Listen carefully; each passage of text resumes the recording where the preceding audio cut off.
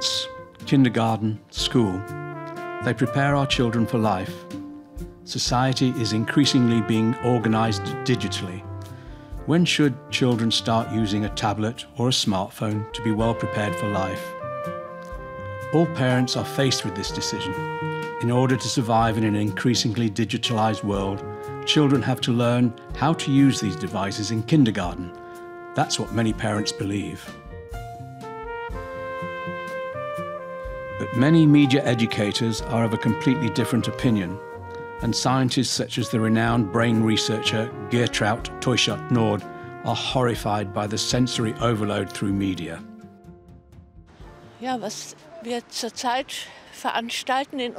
What we are currently experiencing in our society causes feelings of great concern in me.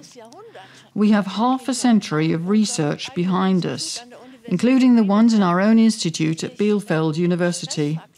How stress factors affect child and youth development, and now digitization.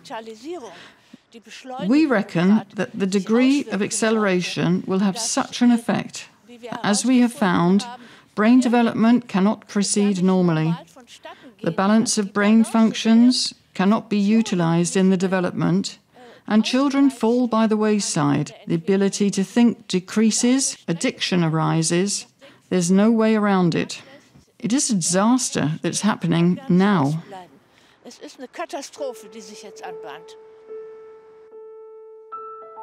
Only people who have grown up with analog can cope sensibly with the digital world. This is the important message from modern brain research. The increasingly digital new world that lies ahead of us is developing in the wrong direction. We let ourselves be dazzled and often succumbed unsuspectingly to the hype and fascination. Humans automatically develop intelligence when given the opportunity for normal psychological brain maturation. These include from the earliest childhood. Motion, emotion, motivation. Motion is the basis for the first maturing neural systems. The artist, namely the child itself, designs a first sketch for its own artwork. The child itself doesn't know anything about it. It simply enjoys crawling and discovering, jumping and romping, experiences in and with nature, such as building sandcastles. A child does not learn at all, in contrast to what most adults imagine. The concept of learning is downright inappropriate in the context of early childhood development.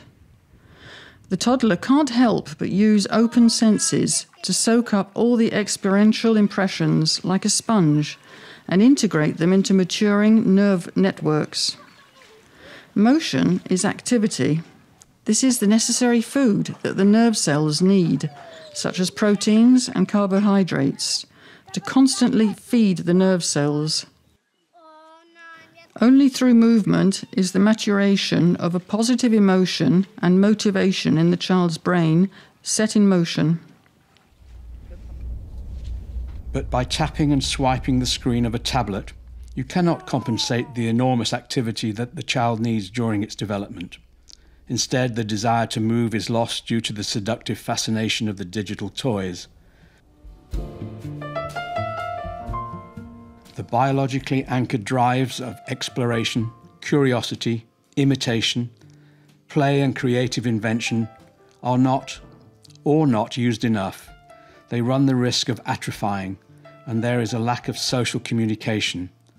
No viable motor-driven nerve framework can develop in the brain.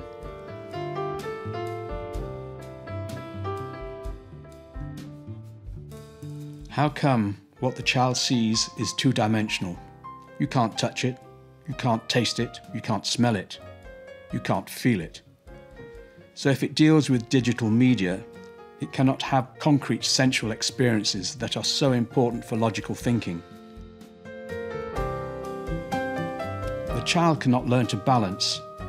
A school child can probably only hold a pen cramped with his fist. Writing, reading and arithmetic are difficult to learn, and thus the development of intelligence is put into question. Modern parents and educators want to be progressive. They want the best for their offspring. when they introduce them to the technical world at an early stage, but they don't know that they're putting them in a digital straitjacket and that mental development disorders are inevitable. Neuroplasticity is the key to understand how human beings learn.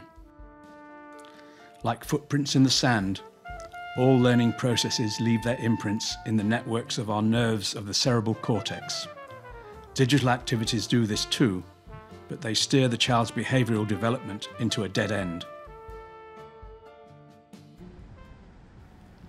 For more than 25 years, from 1980 to 2005, Miss Teuchert-Noodt worked as a neuroscientist and human biologist at the Bielefeld University in research and teaching. From a scientific point of view, ideal conditions prevailed. Free, independent research was hip. Motivated students flocked to neurobiology, which orientated itself towards human biology and at that time entered the decade of brain research worldwide.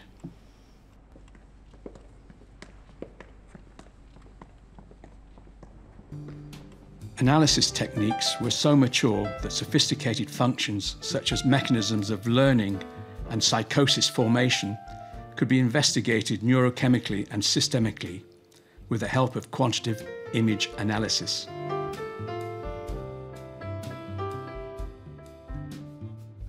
Using an animal model, the frontal brain and the limbic system were investigated. Together, these two systems control the highest brain functions, i.e., the formation of will and memory, thinking and social behaviour. Large parts of the cerebral cortex are brought to life via motor-driven activities, and so the child's behaviour at play prepares the breeding ground for learning how to speak, write and think. However, if the child watches stories and plays scenes on the tablet, it lacks its own activities. The nerve networks get into a state of deprivation. Also, brain rhythms cannot be sufficiently activated. This clearly corresponds to a malnutrition of neurons. These deficits lead to sleep and concentration disorders and can only be smoothed out with great difficulty.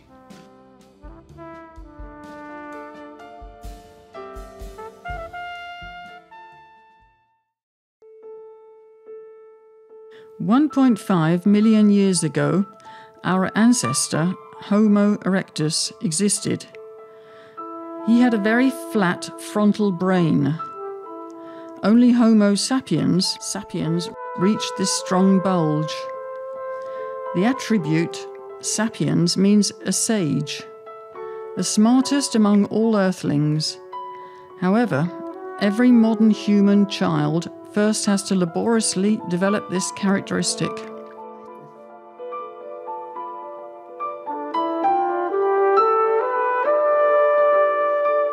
Consider the grandiose advanced civilizations that modern man has created.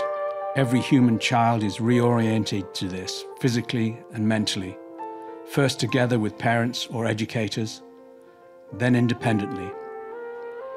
It took the brain 1.5 million years to be able to develop sophisticated cultures.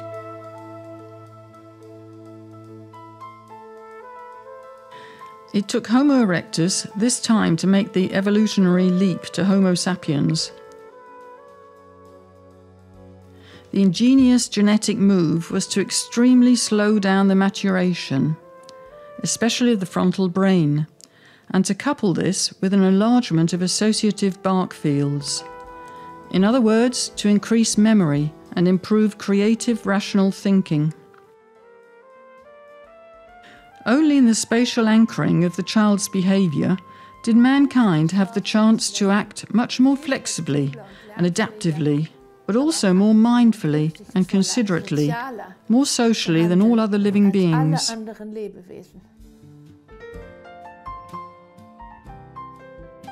But if a child is tranquilized with the help of a tablet and a smartphone, and it carries a mobile phone around as a playmate and communicates with it, its innate desire to have a real playmate will soon be extinguished, as well as the desire to independently look for solutions in conflict situations. to learn to live with uncertainties or to cope with small natural fears. The child remains connected to the digital umbilical cord. Many areas of the brain will be undersupplied and atrophied. Instead, autistic behaviours develop.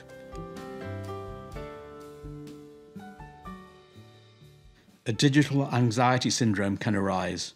Today, many children are disorientated and helpless without the smartphone.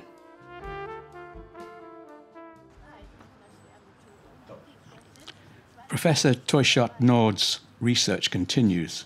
Together with the psychologist Angelika Schlottmann, children from the third grade of the primary school were first asked about the intensity of their mobile phone, tablet and computer use in a first pilot study. Later on, the 8 to 9-year-olds had to fulfill tasks that they had previously practiced.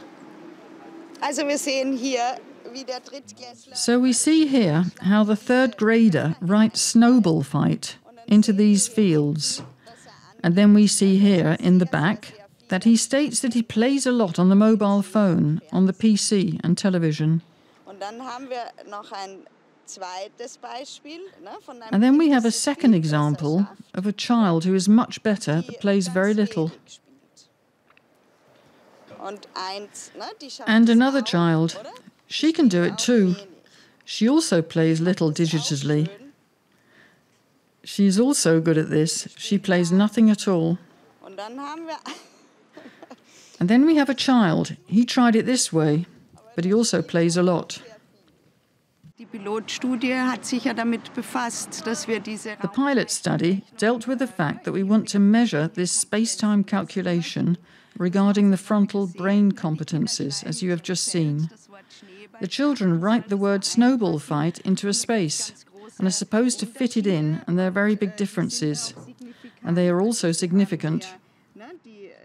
So you have here the frontal brain competencies depending on the private mobile phone use. You have a significant result, which is already very surprising and also questionable.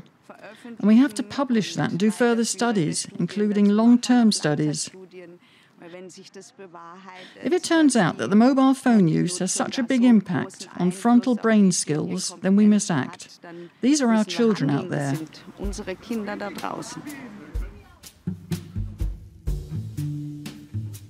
Digital addiction is constantly increasing amongst our children. Digital addiction is no different from drug addiction. The digital fireworks of fast videos and colourful animations trigger a stimulus bombardment that descends on the neuronal metabolism, the transmitters in the limbic system and frontal brain, damaging nerve networks.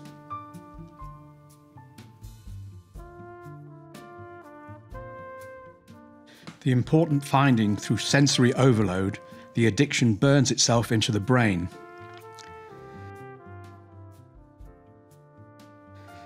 The fact is that more and more children and young people are becoming addicted to smartphones with dramatic consequences. In many practices, specialists see every day that the use of digital media leads to conflicts within families. Many young people find it difficult to find the right balance. Parents report that excessive media use already leads to aggressive behaviour in the under 10-year-olds. Social withdrawal, unrealistic body image with eating disorders, attention deficits, and delayed motor and language development. Therapy often shows that children need an indispensable feeling of trust, security, and security in intensive relationships, so that circuits in the limbic brain regions can develop in real life. When working with adults, it's becoming increasingly clear why the brain can never really adjust to real time and multitasking. Things that are demanded in the modern workplace today: medial simultaneity. This contradicts the brain's own mechanisms, which makes work processes unstructured and superficial, plunges an overwhelmed brain into insomnia and lack of concentration, then into burnout and depression.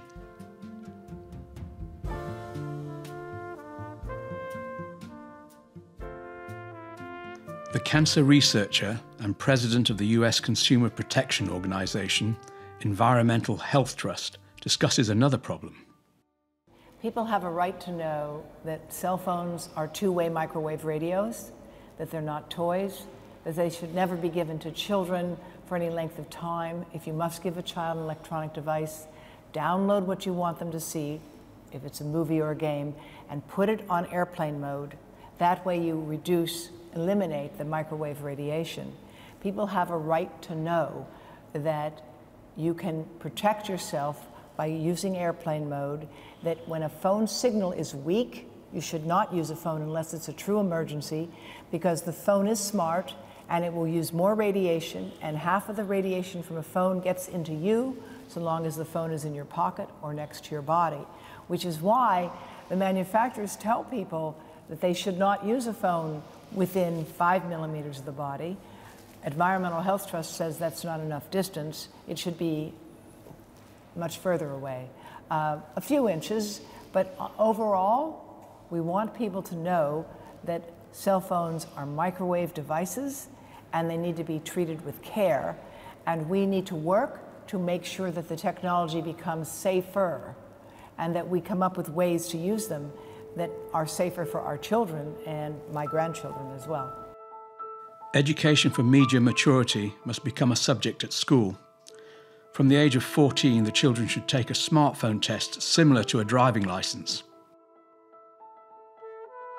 Lack of exercise, sensory overload, addiction, and radiation exposure. We can take countermeasures. It's up to parents, teachers, and educators to inspire our children for exciting alternatives so that they can make music, sing, play sports, play theatre, romp with friends in nature, hike and climb, and become enthusiastic about nature. This well-known media guide for all ages is now available internationally.